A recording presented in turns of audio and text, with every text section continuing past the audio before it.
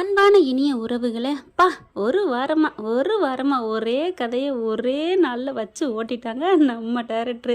என்ன ஓட்டுனா நமக்கு என்னங்க, என்ன கதை எப்படி போனால் நமக்கு என்ன, நமக்கு தேவை நம்ம தலைவனையும் தலைவியும் பார்த்துக்கிட்டே இருக்கோமா, அது மட்டும்தாங்க நமக்கு ப்ளஸ் பாயிண்ட்டு, அதுதாங்க எனக்கு முக்கியம் அப்படின்னு நான் பார்க்குறேன்.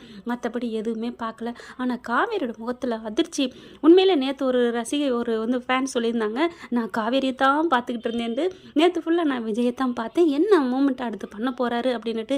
ஆனால் இன்றைக்கி பார்த்தீங்கன்னா நான் காவேரி தாங்க பார்த்தேன். ஏன்னா அவங்க முகத்தில் அப்படி ஒரு ரியாக்ஷன், ஏதோ கண்டுபிடிச்சிட்டேன் அப்படின்னு சொல்கிற மாதிரியே பார்த்துட்ருக்காங்க. ஆனால் ஒன்றுமே கண்டுபிடிக்கல.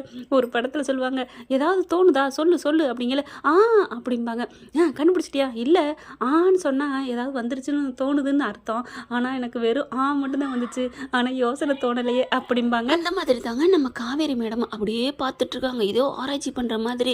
ஆனால் ஒரு கட்டத்துக்கு மேலே அந்த அந்த வந்த கும்பல் சொல்லுது, அந்த தோட்டத்தில் பங்களா கட்டி எல்லாரும் ஒன்றா இருக்கலாம்னு சொன்னார் அப்படின்னு சொன்ன கையோட, ஏய் எங்களுக்கு சொன்னது உனக்கு எப்படி தெரியும், அப்போ இதில் யாரோ தெரிஞ்சவங்க மூணாம் மனுஷன் உங்களுக்கு சொல்லியிருக்காங்க அப்படின்னு சொல்ல வேணாமா, அது எங்களுக்கெல்லாம் தோணுச்சுங்க, எனக்கு அப்படி தான் தோணுச்சு. ஏன்னா பசுபதிக்கிட்டையும் சொல்லியிருக்காரு இல்லையா, நண்பன்கிறதுனால வீட்டில் நடந்த எல்லாத்தையுமே ஒன்று விடாமல் நம்ம சந்தானம் சொல்லியிருப்பாரு, இந்த மாதிரி தோட்டத்தில் பெரிய வீடாக கட்டி ஒன்று மண்ணுமா எல்லாரும் இருக்கணும் அப்படின்னு சொல்லியிருப்பாரு. அதை அப்படியே ஏடிச்சாங்க, அப்பயே அந்த குடும்பத்திட்ட சொல்லியிருக்கலாம். இந்த மரமண்ணைங்களுக்கு அது புரியாமல் கங்காப்பில் என்ன சொல்லுது, ஏய் என்னடி இங்கே சொன்னதே அங்கேயும் சொல்லியிருக்காரு அப்படிங்குது. கங்கா என்னங்கடி என்ன, அட காவேரி அது நீ சும்மா இருக்கா, இது எப்படி தெரிஞ்சுக்கிட்டு வந்து பேசுகிறாங்க அப்படின்னு சொல்லுன்னு பார்த்தா அந்த பிள்ளையும் சொல்லலை. எல்லாருமே ஒரு முடிவுக்கு வர்றாங்க. ஏமா நேற்று அன்னைக்கு காட்டின அதாவது நம்ம நாடகத்துக்கு வேணால் 5 நாளாக இருக்கலாம், ஆனால் ஒரே நாளில் காலையிலேருந்து பேசிக்கிட்டு இருக்காங்க. இந்த மாதிரி நான் நம்ப மாட்டேன், நீ ஒரு டாக்குமெண்ட்டை வச்சுட்டா நான் நம்பிடுவேனா, என் புருஷன் தங்கண்டி வைரண்டி எங்கள் அப்பா அப்படி இப்படிங்கிறாங்க, என் புள்ள அப்படி இப்படிங்கிறாங்க. ஒரு மதியானத்துலேருந்து சாயந்தரத்துக்குள்ளே பார்த்தா ஐயோன்னு அழுகுறாங்க. ஏம்மா அவங்க என்ன ஒரிஜினல் பத்திரத்தையாக வச்சுருக்காங்க, டூப்ளிகேட்டுமா, அவன் ஒரிஜினலை வச்சுக்கிட்டே தில்லாடுறாங்க. இவங்க வெறும் நகல் அத்தனைக்கும் நெகலை வச்சுக்கிட்டே எங்களுக்கும் பங்கு இருக்குங்கிறாங்களாம், இவங்க நம்புகிறாங்களாம்.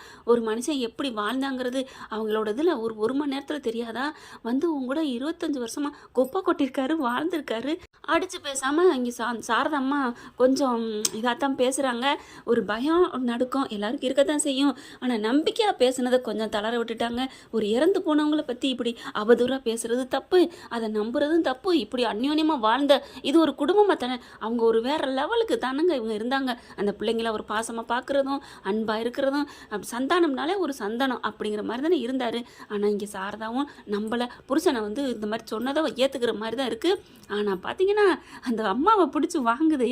இந்த மாதிரி குடும்பம் தெரிஞ்சிருந்துச்சுன்னா இப்படிலாம் வாழ்கிறாரு. அதாவது அவங்க என்ன சொல்கிறாங்கன்னா, இந்த குடும்பம் பார்த்தியா பேசாமல் ஏற்றுக்குது இல்லை, நீ மட்டும் என்னம்மாங்கிற மாதிரி போலீஸ் சொல்கிறாங்க. அது சரி, 2ஆம் தரம் குடும்பம் என்றைக்கு வேணாலும் ஏற்றுக்குருந்தான், ஆனால் முதல் தரம் ஏங்க ஏற்றுக்கணும். ஆனால் சாரதை செம்மையாக கொடுத்து கழுறாங்க. நானாக இருந்தேன்னா அப்போவே உயிரை மாச்சிக்குவேன் அப்படிங்கிற மாதிரி பேசுகிறாங்க. இவ்வளோ மாதிரிலாம் மானங்கட்ட பொழப்பு பொழைக்க மாட்டேன் அப்படிங்கிறாங்க. அப்புறமா ஒரு முடிவு பண்ணுறாங்க, நான் என் வீட்டிலேருந்து ஒரு செங்கலை ஒரு தூசியை கூட தர மாட்டேன் அப்படின்னு அடித்து சொல்கிறாங்க. அப்புறம் தனியாக போயிட்டு விஜய் நிவின் அந்த போலீஸ்காரன்னு பேசுகிறாங்க. அப்புறம் பேசிட்டு வராங்க, சார் இதெல்லாம் சிவில் கேஸு, வாய்தான் போயிடும் கோர்ட்டுக்கு போனால் அப்படிங்கிறாங்க. அவங்களும் பிரச்சனை பண்ணுறாங்களே, ஏதாவது பேசி அவங்களுக்கு செட்டில்மெண்ட் பண்ணுங்க. என்னது எங்கேயோ வீதியில் கிடக்கிறவங்க எப்படிங்க செட்டில்மெண்ட் கொடுக்க முடியும், என்னமோ அவர் பேசுகிறாரு. ஆனால் இந்த தடவை 2 பேருக்கு தான் சரியாக பேசுகிறாருன்னு தான் சொல்ல முடியும் போலீஸ்காரரு.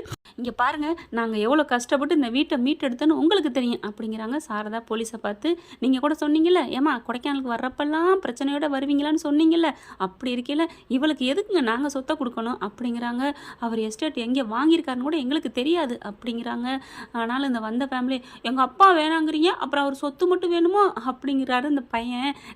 யாரா கேட்டது, யார் கேட்டா, எனக்கு ஒன்றும் தேவையில்லை, ஆனால் 4 பிள்ளைங்க இருக்குல்ல அதுகளுக்கு வேணும், அதே தாங்க நானும் சொல்கிறேன், என் 2 பிள்ளைகளுக்கு வேணும் அப்படின்னு அந்த முத்துமலர் சொல்லுது. போலீஸ்கார் பார்க்குறாரு, இங்கே பாருங்கள் கோர்ட்டு அதுன்னு போனால் ரொம்ப இழுத்தடிக்கும், பேசி முடிங்க, நீங்கள் சொந்தத்துக்குள்ளே சொந்தம், ஒன்றுக்குள்ள ஒன்று, என்ன எங்களுக்குள்ள ஒன்றுக்குள்ள ஒன்று. சாரதால செம காமெடியாக இருக்குங்க. அவங்க பேசுகிறது பூரா அவங்களோட கேரக்டரை கரெக்டாக பண்ணுறாங்க. நீங்கள் எல்லாம் பேசி முடிச்சுக்கோங்கம்மா அப்படின்ட்டு போகிறாங்க. அப்புறமா இங்கே பார், இந்த சொத்தில் நான் ஒரு பைசா கூட தரமாட்டேன்டி, அதையும் பார்த்துக்கலாண்டி, ஆனால் நீங்கள் இங்கே இருக்கக்கூடாது அப்படிங்கிறாங்க காவேரி. நாங்கள் இங்கே போவோம், நீங்கள் வாட்டிக்கு எங்களை ஏமாற்றிட்டு போகிறதுக்கா அப்படின்னு இவங்க வெளியில் உட்காந்துட்டு இருக்காங்க. நம்ம காவேரி குடும்பம் அம்மா எல்லாம் உள்ளுக்க போகுது, அங்கிட்டு இங்கிட்டும் அழுகுறாங்க, பேசுகிறாங்க. இது ஏதோ தெரிஞ்சு வந்து வேணுங்கன்னு தான் பண்ணுறாங்க அப்படின்னு பண்ணுவாங்க சொல்லுவாங்கன்னு பார்த்தா, இப்படி பண்ணிட்டாரே இப்படி பண்ணிட்டாருன்னு எல்லாம் அடிச்சுக்குதுங்க. அப்போ தான் சாரதா பார்க்குது, இப்போ என்ன பண்ணுறது, பதிய மாட்டாங்க போல இருக்கே, பதிய விட மாட்டாங்க போல இருக்கே, எதுக்கு அடுத்தவங்க பேரில் தானே பதிய விட முடியாது, நம்ம காவேரி தானே பண்ணுறா, நம்ம பதிஞ்சே தீரணும் மாப்பிள்ள, நான் ஒரு முடிவு பண்ணிட்டேன் அப்படின்னு சாரதா எந்திரிக்குது. இல்லைத்த டைம் முடிஞ்சு போச்சு, இனிமே நாளைக்கு பண்ணலாம்ல, டோக்கனை வாங்குங்க, நாளைக்கு பண்ணுறோம், பதிவு பண்ணுறோம் அப்படிங்குது அந்த சாரதாம்மா. பார்க்கலாம் அப்படிங்கல பாவங்க அந்த அம்மாவே இடி விழுந்த மாதிரி உட்கார்ந்துட்டுருக்கு. போயிட்டு நேரடியாக அந்த பாட்டிக்கிட்ட போய், சாரதா போதுமா, நல்ல பிள்ளைய பெற்று வச்சிருக்கீங்க, இங்கே ஒரு குடும்பம் 1 மாதத்துக்கு வாழ்ந்துட்டு அங்கே 5 வருஷம் ஒரு குடும்பத்தோட கும்மாளம் போட்டிருக்காரு, நல்ல பிள்ளை வளர்த்த லட்சணத்தை பாரு. பாவங்க அந்த அம்மா என்னங்க பண்ணும். அப்புறம் இது நாள் வரைக்கும் என் புருஷன் அவங்க நல்லது பண்ணால் கெட்டது நல்லது பண்ணால் மட்டும் என் புருஷன் ஏற்றுக்கிறீங்க, இப்போ ஒரு தப்பாக அதுவும் அவர் பண்ணினாரா இல்லையான்னு கூட தெரியாது, உடனே ஓம் புள்ள வளர்த்த லட்சணத்தை பாரு அப்படிங்கிறாங்களே.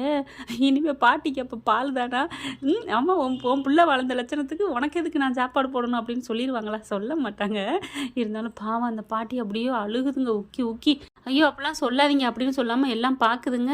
ஆனால் செம்மையாக கொடுத்து கழட்டுறாங்க. என் வாழ்க்கை போச்சுன்னு சாரதா திட்டுறாங்க, அழுகுறாங்க. இறந்து போன மனுஷனை எதுவும் இப்படி பேசக்கூடாது, ஆனால் நம்பிக்கையெல்லாம் பேசுகிறாங்க. அது ஒன்று தான் வருத்தமாக இருக்குது. அப்படிலாம் இல்லை எங்கள் அப்பா என் புருஷன் அப்படி இல்லைன்னு ஒரு ஸ்டாண்டர்டாக இருந்திருந்தாங்கன்னா நம்ம கொஞ்சம் பார்க்க தான் இருந்திருக்கும். கொஞ்சம் குழப்பி விட்டார் போலக்கு டைரக்டர். பார்க்கலாம் ஃப்ரெண்ட், இங்கே வந்து காவேரி பேரில் நாளைக்கு ரெஜிஸ்ட்ரேஷன் பண்ணுறாங்களா இல்லையா அப்படிங்கிறத அடுத்த எபிசோடில் பார்க்கலாம் ஃப்ரெண்ட்ஸ். இந்த பற்றி உங்களுக்கு பிடிச்சிருந்துச்சுன்னா உங்கள் பொண்ணான கையால் ஒரு லைக்கை போட்டு சப்ஸ்கிரைப் பண்ணிடுங்க. உங்கள் கருத்துக்களை காமெண்ட்ஸில் சொல்லுங்கள் ஃப்ரெண்ட்ஸ். தேங்க்யூ.